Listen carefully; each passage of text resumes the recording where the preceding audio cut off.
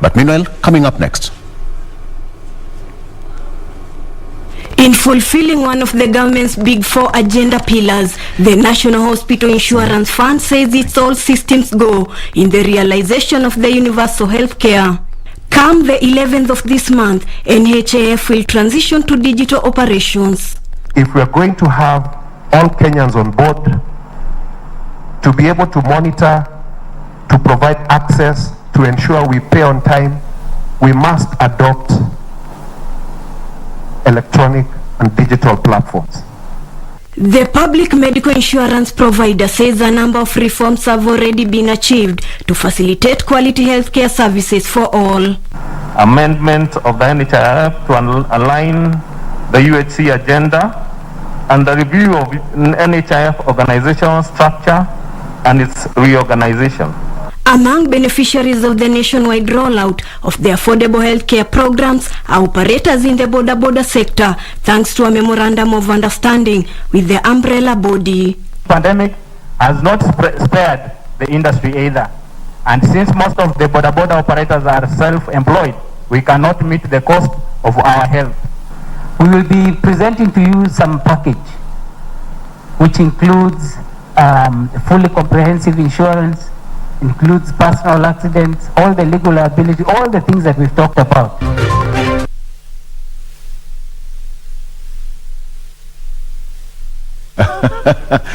All right, here we are again about matters, and the show still continues. You can still talk to us via on social media, and let's talk about matters NHIF. And with me once again, I'm joined by the CEO himself, Mr. Peter Kamunyo. But CEO, good morning and good to see you once again. It's a cold day. The last time we talked, it wasn't this cold. I don't know how you're feeling this cold, Mr. CEO. Thank you, Victor, for having me on the show. Good morning, Kenya. Yes, it is indeed cold. The last time we spoke, I was in Mombasa. It was a lot warmer than it is here in Nairobi. Exactly. So you have been, for the last couple of weeks, if I get it right, you have embarked seriously on registration and to an e-claim processing system. How far have you gone with this so far? Thanks, Victor. This process, it's part of our digitization process, and it is forming part of the major reforms that NHIF is undertaking.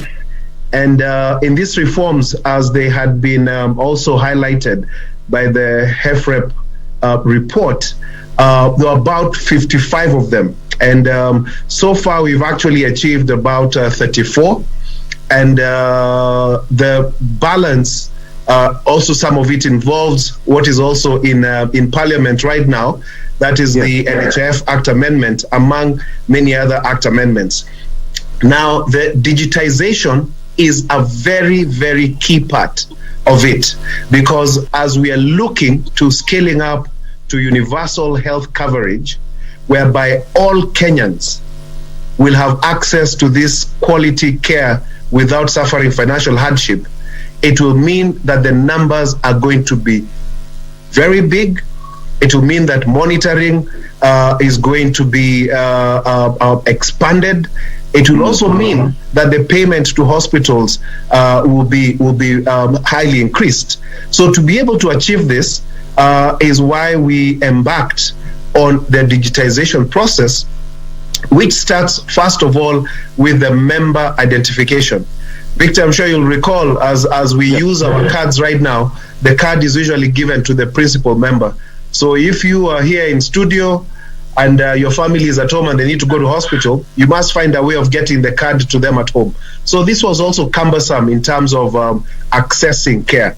So what we have embarked on is to ensure that all our members, all of them, we capture their biometrics, that is their fingerprints, and it is all the 10 fingers. And it is not only for the principal member, it also includes all the dependents. So, yes, and so one of the key things that this is going to do for us is that it's going to improve access. You also know that in situations where, let's say, you're involved, unfortunately, in a road traffic accident, or you fall unconscious, people might not be able to access your wallet and your card. But then with a fingerprint, you're able to be taken to hospital, and that can be able to access your records and also get you treatment in good time. So we have embarked on that countrywide. It's a scale-up process, and we are going region by region, and this process is going to continue. Right. What is your timeline, and how is the reception to this far? Oh, wow. The reception has been really good because we are explaining the benefits of having your fingerprints registered. And for the biometric registration, it's a process that will continue.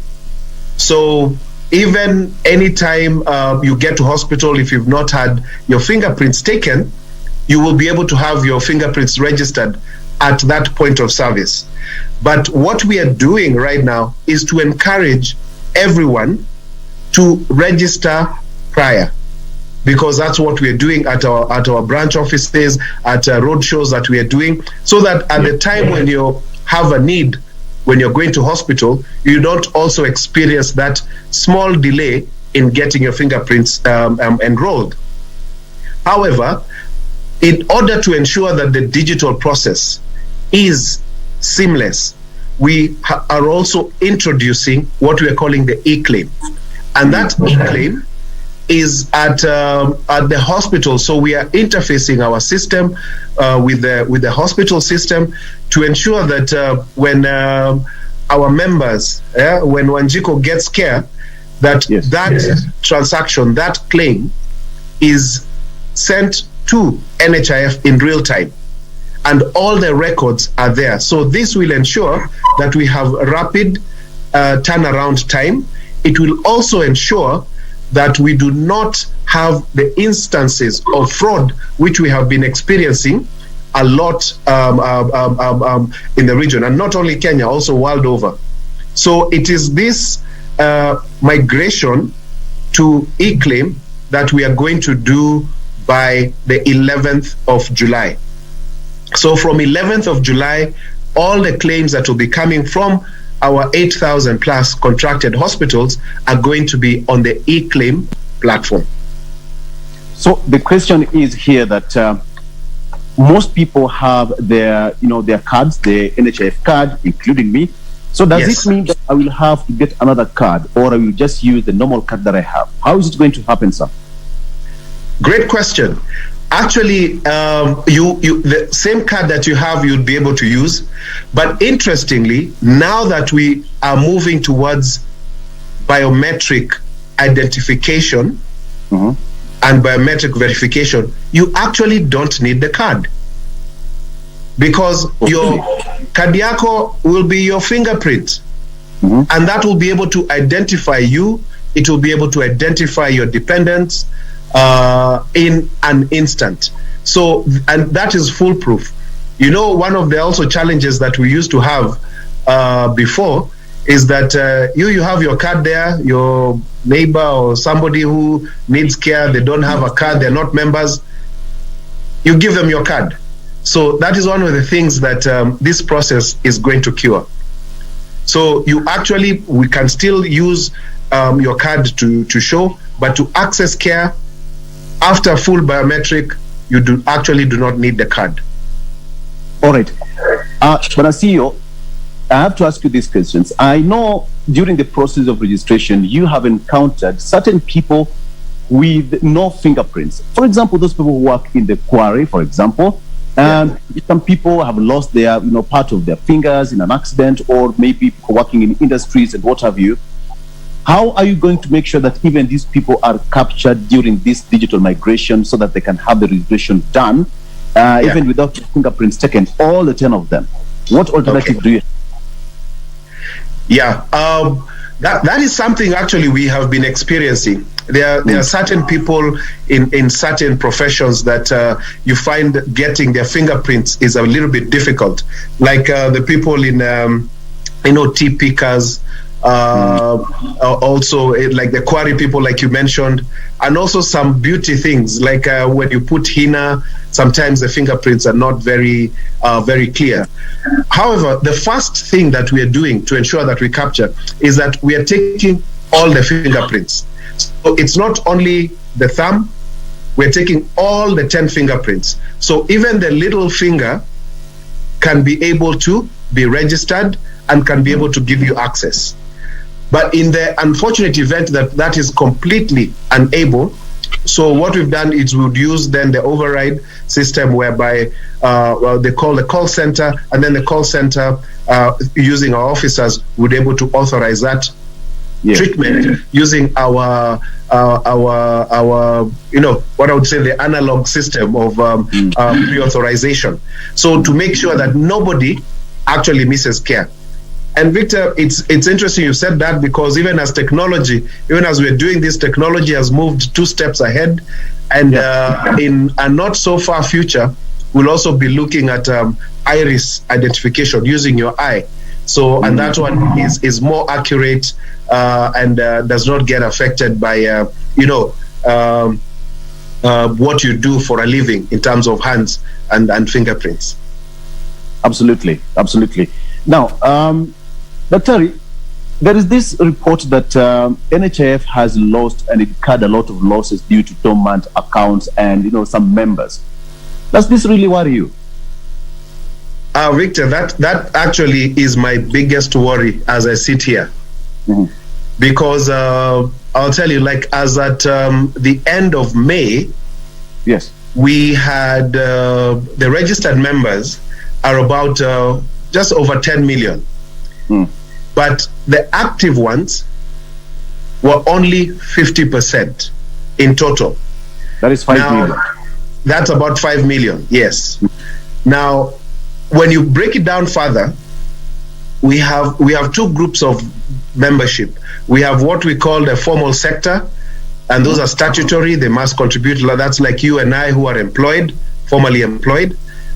And then we have the informal sector, or the voluntary members.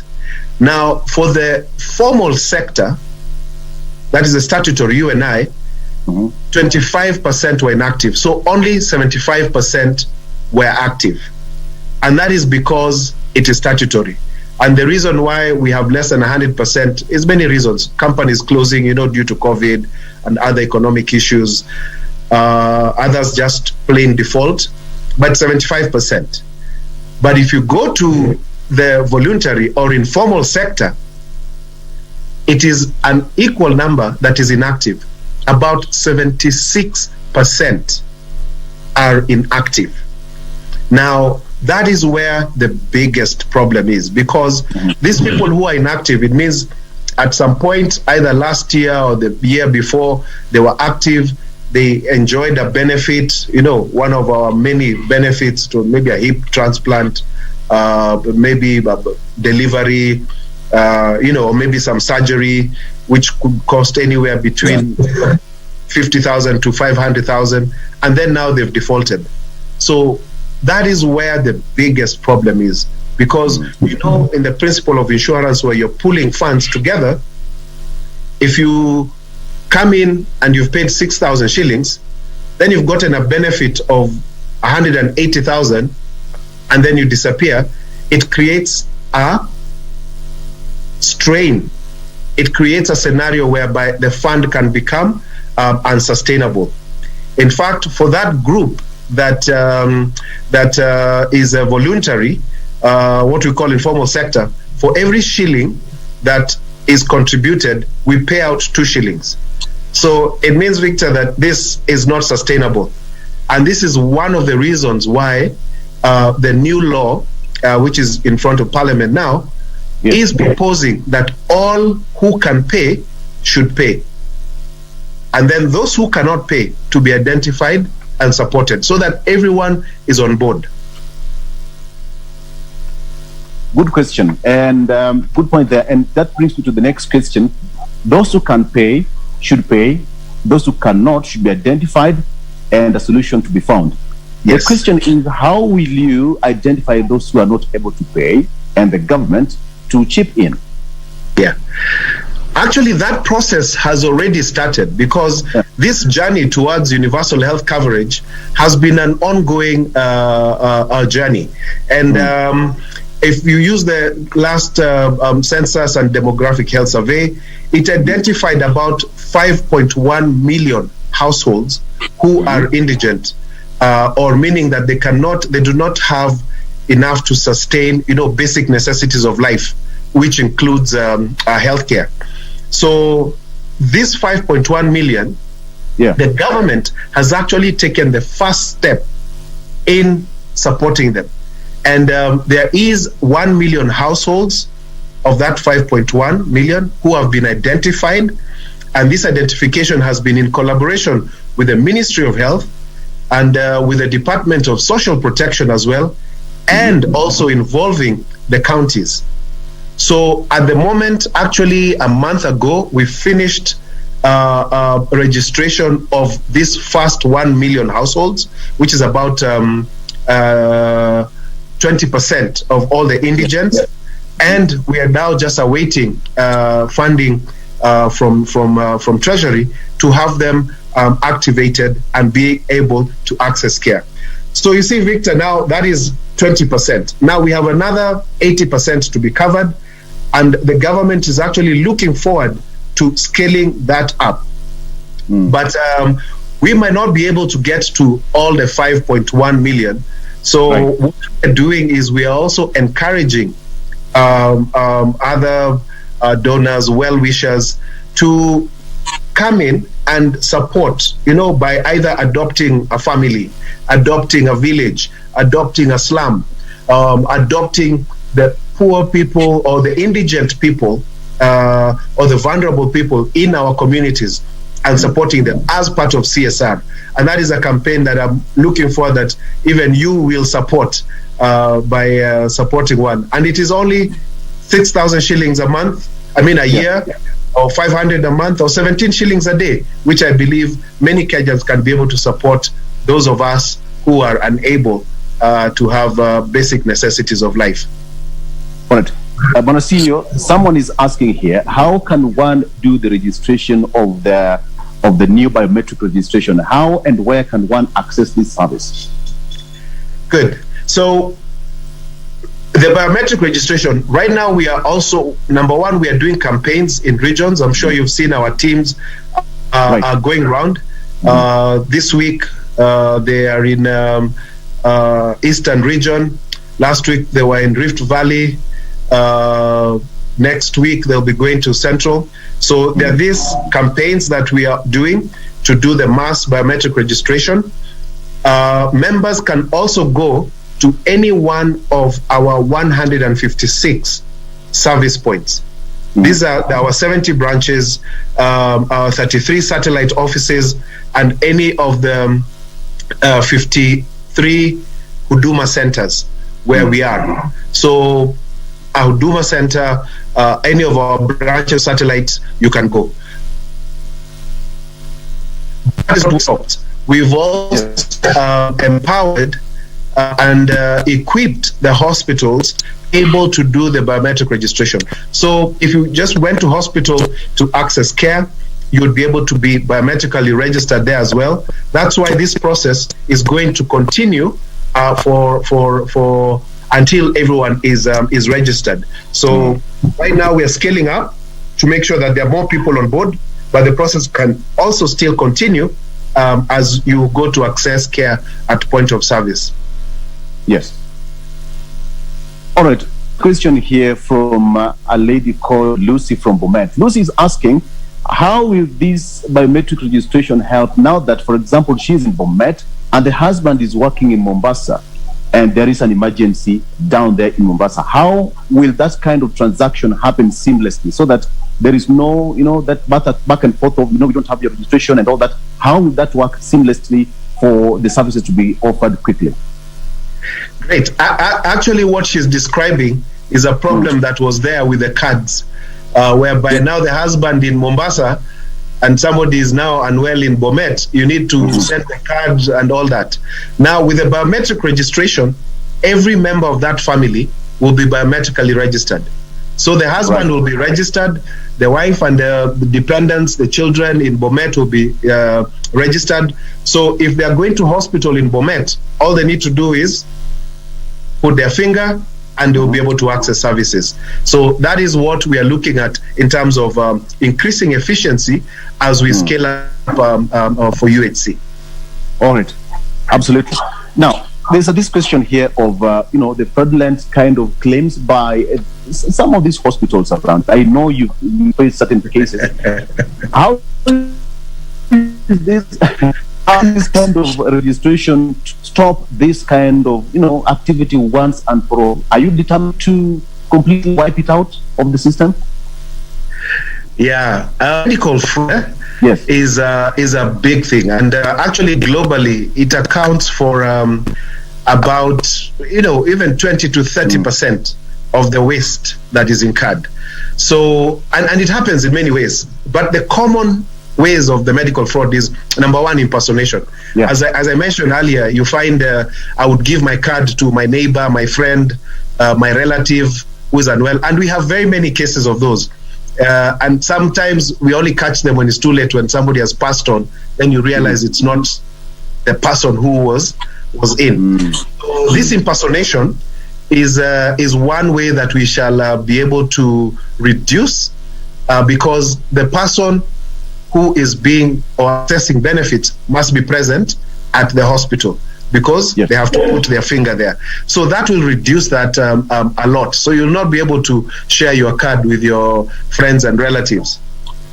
Then another mode of fraud that we pick up quite a lot is fictitious claims, whereby people actually sit down and manufacture claims which look very nice, proper diagnosis, properly signed, and they send them to us for payment. So when you're verifying such a claim on paper, it looks legit, so you're bound to pay.